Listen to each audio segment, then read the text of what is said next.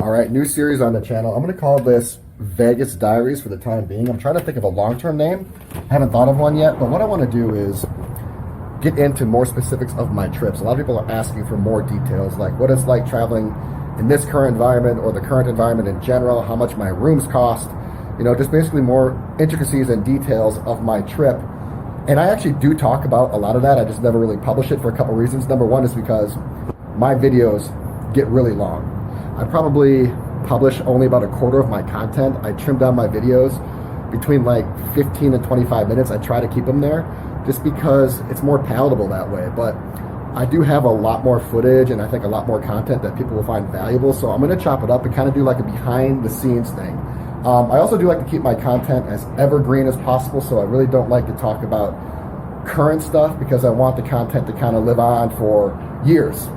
So that's why I try to keep my content as general as possible, but also as specific as possible, if that makes any sense. But I do know there is kind of demand for the specifics, and plus I think you get a chance to know me a bit more and kind of see what my life is like. So yeah, this is the first episode of my behind the scenes. I'm going to call this Vegas Diaries. I'm here for 12 days, chilling at the Cosmo, 10:15 in the morning. I feel like it's 4 a.m. in the morning. Like when you get up in Vegas at 10:15, you are winning. Like that is a feat within itself. So I'm feeling pretty good about that.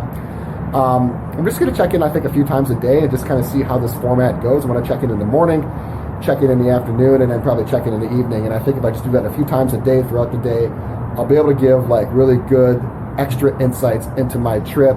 For those of you interested in learning more or seeing more, this will fill that void. I was kind of over Cosmo for a while. I have been, just because I've kind of outgrown it, and it's not the hotel. Well, I think it was a little bit of the hotel, but it was also me, because I think my demographic is kind of shifting away from it. I'm kind of gravitating more towards like the palazzos and the Winds and stuff like that. But in my earlier years, Cosmo was it for me, and it was only Cosmo. I only had eyes for Cosmo. So not only was it the coolest hotel, and that's why it attracted me. I mean, it was the hottest scene, still probably is the hottest scene. Also, it's in the Marriott ecosystem, so I get my Marriott Bonvoy points, and also I do get some status, but don't expect a huge upgrade. I'm an ambassador. That's Marriott's highest distinction, 100 nights a year, and I think you have to spend like 20 grand. So you have to spend a lot with Marriott to get ambassador status, and I paid for this one bedroom. This one bedroom is not an upgrade. My only upgrade was the balcony view that overlooks the fountain. And frankly, I'm not even sure that's an upgrade because this thing is noisy. Whenever I stay at the other tower, I forget its name right now, but it overlooks the pool, and that's kind of noisy. And then this overlooks the fountain, which is definitely noisy, even with this soundproof glass. So I don't know. I mean, people love the Cosmo. It's the coolest hotel, as I've said ample times, but also has the balcony. I mean, every room has a standard balcony, and I'm all about robe life. I'm all about balcony life.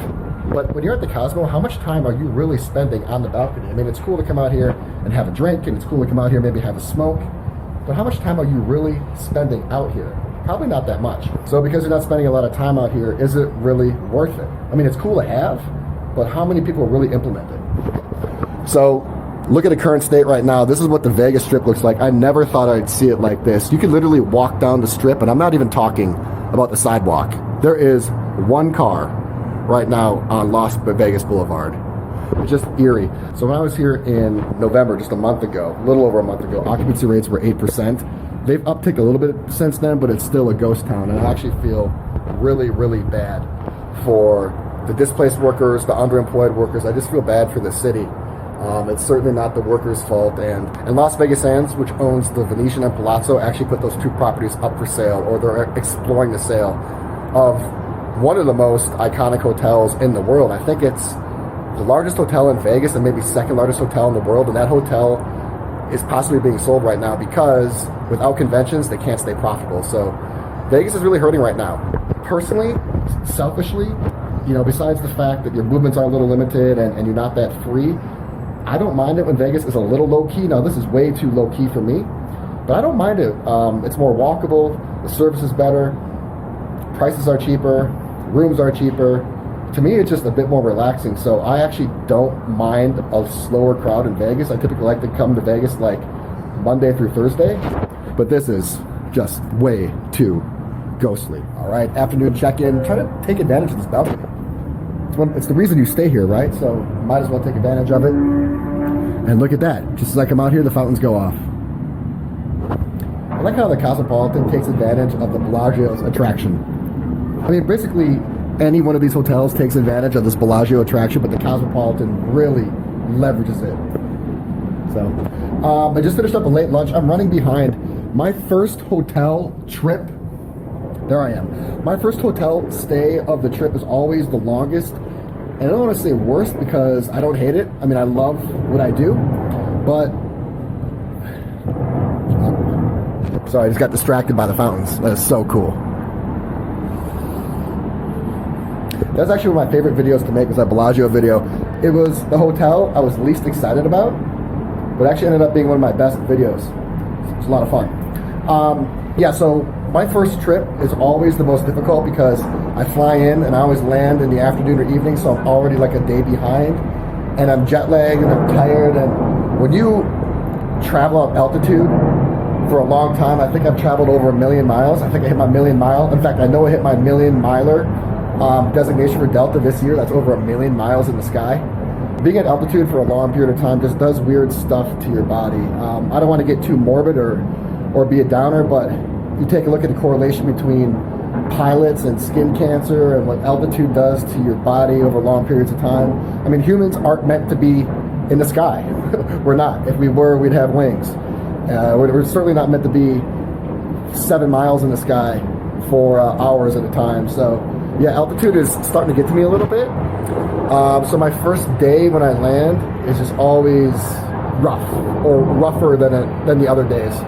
So anyway, I had a late lunch and I'm trying to get my stuff done at this hotel. I ate at Momofuku.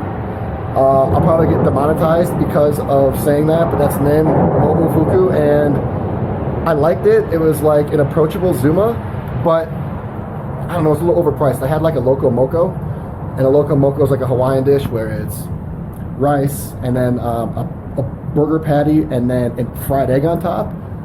And when I had this dish in California, which is not a cheap place to live, it was like 15 bucks.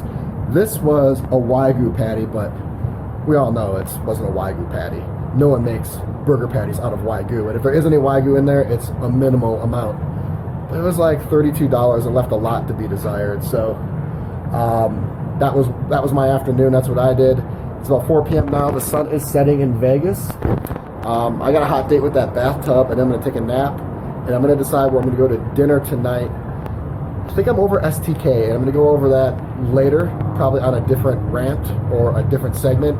Could be this video, could be another one, but forever that was my staple restaurant.